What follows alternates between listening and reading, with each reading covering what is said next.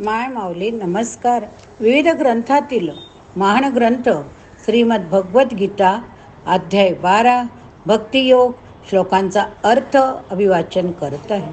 ओम श्री परमात्मने नमः. अर्जुन म्हणाला, जे अनन्यप्रेमी भक्तजन पूर्वी सांगितल्याप्रमाणे निरंतर आपल्या भजन ध्यानात मग्न राहून आपल्या सगुण रूप परमेश्वराची आणि दुसरे जे केवळ अविनाशी सच्चिदानंद घन निराकार ब्रह्माचीच अतिश्रेष्ठ भावाने उपासना करतात, त्या दोन्ही प्रकारच्या भक्तांमध्ये अतिशय उत्तम योगवेत्ते कोण होय? श्री भगवान म्हणताय, माझ्या ठिकाणी मन एकाग्र करून निरंतर माझ्या भजन ध्यानात रत झालेले जे भक्तजन अतिशय श्रेष्ठ श्रद्धेने युक्त होऊन माझं सगुण रूप परमेश्वराला भजतात, ते मला योग्यांमधील अतिउत्तम योगी वाटतात. परंतु जे पुरुष इंद्रिय समूहाला चांगल्या प्रकारे ताब्यात ठेवून मनबुद्धीच्या पलीकडे असणाऱ्या सर्वव्यापी अवर्णनीय स्वरूप नेहमी एकरूप असणाऱ्या नित्य अचल निराकार अविनाशी सच्चिदानंदघन ब्रह्माची निरंतर ऐक्य भावनेने ध्यान करीत उपासना करतात, ते सर्व प्राणीमात्रांच्या कल्याणात तत्पर आणि सर्वांच्या ठिकाणी समान भाव ठेवणारे योगी मलाच येऊन मिळतात. सच्चिदानंद घन निराकार ब्रह्मात चित्त गुंतलेल्या त्या पुरुषांच्या साधनात कष्ट जास्त आहेत, कारण देहाचा अभिमान असणाऱ्यांकडून अव्यक्त ब्रह्माची प्राप्ती कष्टानेच होत असते. परंतु जे मतपरायण भक्तजन सर्व कर्मे माझ्या ठिकाणी अर्पण करून माझं सगुण रूप परमेश्वराचीच अनन्य भक्तियोगाने निरंतर चिंतन करीत उपासना करतात, हे अर्जुना, त्या माझ्यात चित्त गुंतलेल्या प्रेमी भक्तांचा मी तात्काळ मृत्यूरूप संसार सागरातून उद्धार करणारा होतो. माझ्यातच मन ठेव, माझ्या ठिकाणीच बुद्धी स्थापन कर, म्हणजे मग तू माझ्यातच राहशील, यात मुळीच संशय नाही.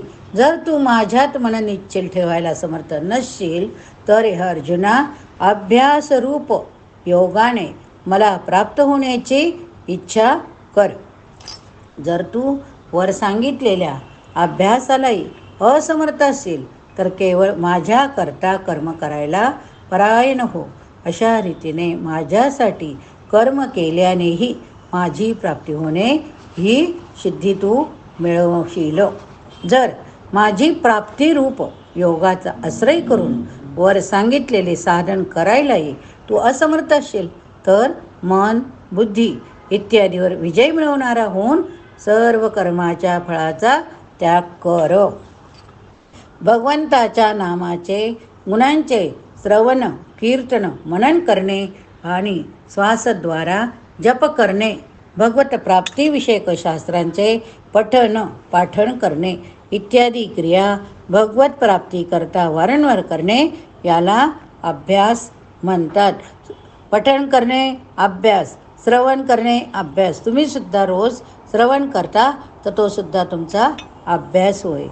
स्वार्थाचा त्याग करून परमेश्वरालाच आपला परम आश्रय परमगती समजून निष्काम प्रेम भावनेने सती शिरोमणी पतिव्रता स्त्रियेप्रमाणे मनाने वाणीने शरीराने परमेश्वराकरिताच यज्ञ दान तपादी संपूर्ण कर्तव्य कर्म करणे, यालाच भगवद कार्य कर्म करणाऱ्याला परायण होणे हे नाव होय. मर्म न जाणता केलेल्या अभ्यासापेक्षा ज्ञान म्हणजे श्रवणाने शास्त्र अध्ययनाने परमेश्वराच्या स्वरूपाचे जे अनुमान ज्ञान होते त्याचे नाव परोक्ष ज्ञान होय. तेच श्रेष्ठ होय. ज्ञानापेक्षा माझं परमेश्वराच्या स्वरूपाचे ध्यान श्रेष्ठ, ध्यानापेक्षाही सर्व कर्माच्या फलाचा त्याग श्रेष्ठ.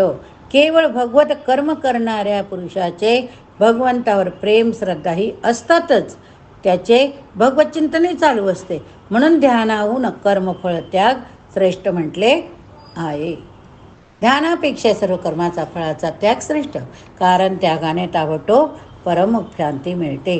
जो कोणत्याही प्राण्याचा द्वेष न करणारा, स्वार्थारहित सर्वांवर प्रेम करणारा, अकारण दया करणारा, माझेपणा मीपणा नसलेला, सुखात दुःखात समभाव असलेला, क्षमावान म्हणजे अपराध करणाऱ्यालाही अभय देणारा असतो. तसेच जो कोणी नेहमी संतुष्ट असतो, ज्याचे शरीर मन इंद्रिय ताब्यात ठेवलेले असतात, ज्याची माझ्यावर दृढ श्रद्धा असते, तो मन बुद्धी मलाच अर्पण केलेला माझा भक्त मला प्रिय होय. ज्याच्यापासून कोणत्याही प्राण्याला त्रास होत नाही, तसेच ज्याला कोणत्याही प्राण्याचा उपभोग येत नाही, जो हर्ष मत्सर भीती उद्वेग इत्यादीपासून अलिप्त असतो, तो भक्त मला प्रिय होय. ज्याला कशाची अपेक्षा नाही, जो अंतर्बाह्य शुद्ध चतुर तटस्थ दुःखमुक्त असा कर्तृत्वाचा अभिमान न बाळगणारा माझा भक्त मला प्रिय होय. जो कधी हर्षयुक्त होत नाही, द्वेष करीत नाही, शोक करीत नाही, इच्छा करीत नाही, तसेच जो शुभ अशुभ सर्व कर्माचा त्याग करणारा आहे, तो भक्तियुक्त पुरुष मला प्रिय होय. जो शत्रू मित्र मान अपमान याविषयी समभाव बाळगतो, थंडी ऊन सुख दुःख इत्यादी द्वंद्वात ज्याची वृत्ती सारखीच राहते, ज्याला आसक्ती नसते, ज्याला निंदा स्तुती सारखीच वाटते, तो जो ईशस्वरूपाचे मनन करणारा असतो, जो काही मिळेल त्यानेच शरीर निर्वाह होण्याने नेहमी समाधानी असतो, निवासस्थानाविषयी ज्याला ममता किंवा आसक्ती नसते, तो स्थिर बुद्धी असणारा भक्तिमान पुरुष मला प्रिय असतो.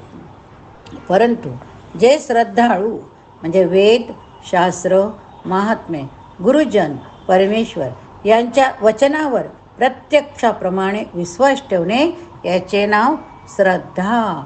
श्रद्धा कधी डगमगू देऊ नये. कोणी किती कान फुंकले तरी ज्यावर श्रद्धा असेल, ती श्रद्धा विश्वास आपल्या जीवनात खूप महत्त्वाचे आहे.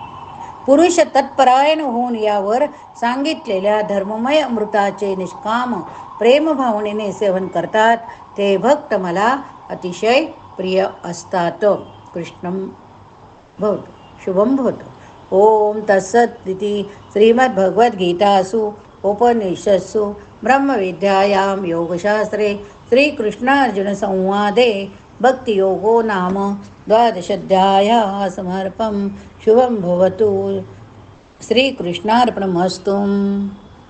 गीता सुगीता कर्तव्या किमन्ये शास्त्रविस्तरैः, या स्वयं पद्मनाभस्य मुखपद्मादविनिसृता.